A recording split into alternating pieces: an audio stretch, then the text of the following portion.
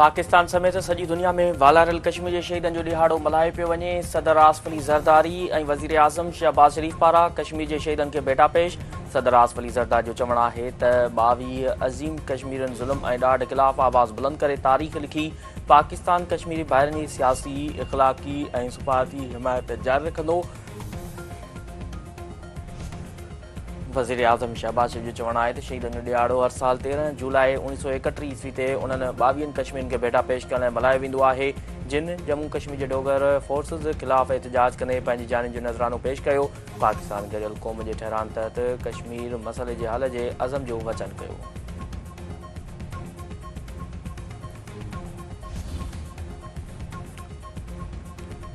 KP जे वॾे वज़ीर अली अमीन गंडापुर चयो आहे त पीटीआई बानी मुल्क ख़ातिर ॻाल्हियूं करण लाइ तयारु आहे। ॻाल्हियूं रुॻो इख़्तियार रखंदड़ धुरियुनि सां ई थींदियूं।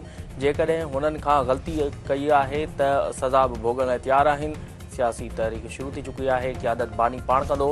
तहरीक इंसाफ़ आइनी ऐं क़ानूनी जंग विढ़ी रहियो आहे। पाण माण्हू इक़्तिदार में वेठल सियासी पार्टियुनि खे रद्द करे चुका आहिनि।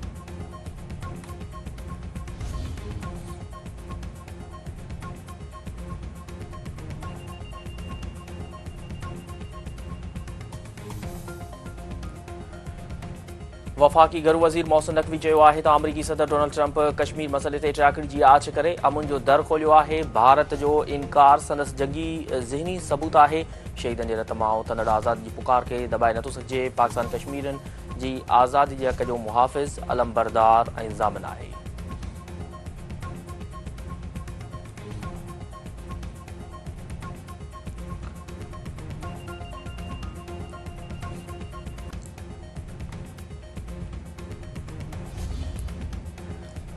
अमरीका में पाकिस्तानी सफ़ीर रिज़वान सईद शेख चयो आहे त अमरीका तरफ़ां इसराइल खे तस्लीम करण लाइ को बि दबाव नाहे। इसराइल बाबति पाकिस्तानी पॉलिसी क़ाइद आज़म जी नज़रिए मूजिबि आहे। पाक अमरीका लाॻापा बहितरी तरफ़ वधी रहिया आहिनि।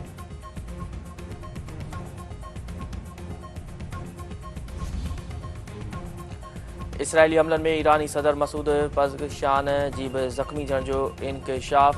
ईरानी ख़बरू इदारे जो चवणु आहे त सुप्रीम नेशनल काउंसिल जे इजलास दौरान हमले में ईरानी सदर बि ज़ख़्मी थियो। इसराइली मिसाइल हमलनि खां पोइ मार जी बिजली बंदि थी वई। ईरानी सदर स्पीकर ऐं अदलिया जो सरबराह एमरजेंसी गेट मां निकिरण में कामयाब थी विया।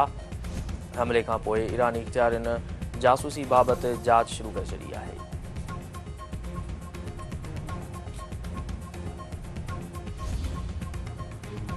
ईरान आलमी एटमी एजेंसी AIEA सां सहकार जारी रखण जो इशारो ॾेई छॾियो आहे। ईरानी पॾे वज़ीर अब्बास राग़ची जो चवणु आहे त आलमी एटमी एजेंसी सां सहकार जारी रखण जो इरादो आहे। एटमी ताक़तनि ते पहुच सिक्योरिटी हिफ़ाज़त रिस्क आहे। अमरीकी हमलनि खां पोइ एटमी ठिकाणनि ते मुआइनो ख़तरनाक साबित थी सघे थो। मुआइने जी रहनुमाई ऐं इंतिज़ामी सुप्रीम नेशनल सिक्योरिटी काउंसिल ज़रिए थींदो। रते दरे में इज्तमाही लॼाल जो शिकार थियल मस्तानी निंगरी ज़िंदगी जी जंग हाराए वई। दुआ बड़ो जे लाड़काणे अस्पताल में साह जो सबूत टुटी पियो। वाक़ई सबब इलाइक़े में सोग।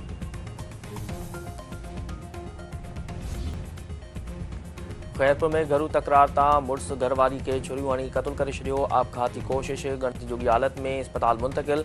डबरपाड़े में सलीम मैतलो काइनात मैतलो खे छुरियूं हणी क़त्ल करे छॾियो। छुरी सां गलो वढे आपघात करण जी कोशिश। ख़ैरपुर अस्पताल मुंतक़िल।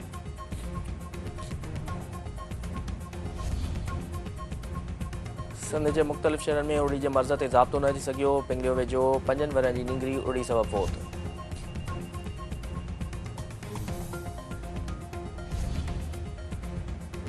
ऐं स्विंग जे सुल्तान वसीम अकरम मिचेल स्टार्क खे जदीद दौर जो अज़ीम क्रिकेटर करार ॾेई छॾियो।